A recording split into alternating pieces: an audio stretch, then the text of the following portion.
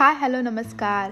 पुन्हा एकदा आरोग्य गाथामध्ये सर्वांचं स्वागत आहे. आजचा विषय आहे अभ्यंग, आयुर्वेदिक तेल मालिश, उत्तम आरोग्याचं गुपित. नमस्कार मित्रांनो, आज आपण आयुर्वेदातील अत्यंत महत्त्वाच्या दिनचर्येतील एका भागाबद्दल पाहणार आहोत. ते म्हणजे अभ्यंग. अभ्यंग हा केवळ शरीराला आराम देणारा उपयोग नाही, तर दीर्घायुष्य, शक्ती, सौंदर्य आणि मानसिक शांती देणारी एक प्रभावी चिकित्सा आहे. आयुर्वेदामध्ये याचे श्लोकाचे रेफरन्सेस सुद्धा आलेले आहेत. आयुर्वेदात रोज अभ्यंग केल्याने काय होते असे सांगितले आहे, तर वार्धक्य कमी होते, थकवा दूर होतो, वातदोष संतुलित होतो, दृष्टी, पोषण, आयुष्य आणि झोप शक्ती वाढते.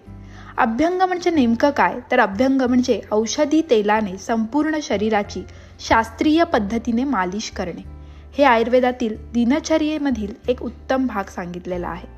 अभ्यंगाने होणारे फायदे, तर वातदोष नियंत्रणात राहतो, त्वचा मऊ, चमकदार आणि निरोगी होते, सांधे मजबूत होतात, स्नायूंना बळकटी मिळते, ताण, चिंता कमी होते, झोप सुधारते, रोग प्रतिकार शक्ती वाढते.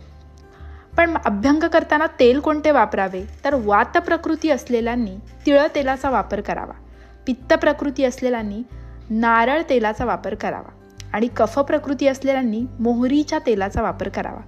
सर्वसाधारण औषधांनी सिद्ध केलेल्या तेलांमध्ये क्षीरबला तेल, बला तेल किंवा महानारायण तेल यांचा सुद्धा वापर केला जाऊ शकतो. अभ्यंग करण्याची योग्य वेळ कुठली, तर सकाळी उठल्यानंतर रिकाम्या पोटी असताना अभ्यंग करणे योग्य आहे, किंवा रात्री झोपण्यापूर्वी हलका अभ्यंग सुद्धा खूप महत्त्वाचा ठरतो. अभ्यंग करण्याची योग्य पद्धत स्टेप बाय स्टेप चला पाहूया. अभ्यंगाची सुरुवात डोक्यावरून मालिश करून करावी. तेल बोटाच्या टोकांना घेऊन गोलाकार दिशेने डोक्यावरती मालिश करावी. चेहरा आणि कान या भागामध्ये हलक्या हाताने मालिश करावी. मान आणि खांदे यामध्ये वरून खालच्या दिशेने स्ट्रोक जातील अशी मालिश करावी.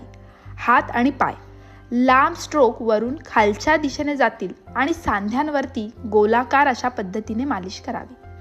पोट आणि छाती घड्याळाच्या दिशेने गोलाकार हलक्या हाताने दाब न देता मालिश करावी. आणि पायाचे तळवे यांकडे विशेष लक्ष द्यावे, कारण इथे खूप साऱ्या अवयवांचे प्रेशर पॉइंट्स असतात. अभ्यंग किती वेळ करावा, तर दिवसातून 10 ते 20 मिनिटे इतका वेळ अभ्यंग केला तरी चालतो. अभ्यंगानंतर काय करावे, तर कोमट पाण्याने आंघोळ करावी. त्यासाठी उटण्याचा सुद्धा वापर केला जाऊ शकतो. अभ्यंग कधी टाळावा, खूप ताप असेल, अतिसार असेल, अपचन झालेले असेल, सर्दी, खोकला यांसारखे आजार जास्त प्रमाणात असतील, त्यावेळी अभ्यंग टाळला गेला पाहिजे. याबद्दल आणखीन एक श्लोका रेफरन्स आयुर्वेदामध्ये सांगितलेला आहे. नियमित तेल मालिश केल्याने शरीर सुदृढ आणि सबळ होतं. अभ्यंग ही स्वतःवर प्रेम करण्याची एक आयुर्वेदिक चिकित्सा पद्धती आहे. म्हणून रोज थोडा वेळ काढून, रोज 15 मिनिटं वेळ काढून आपल्या शरीर प्रकृतीनुसार आणि योग्य दोषानुसार योग्य तेलाचा वापर करून अभ्यंग नक्की करा. जर व्हिडिओ उपयुक्त वाटला असेल तर लाईक करा, शेअर करा आणि चॅनलला सबस्क्राईब करायला विसरू नका.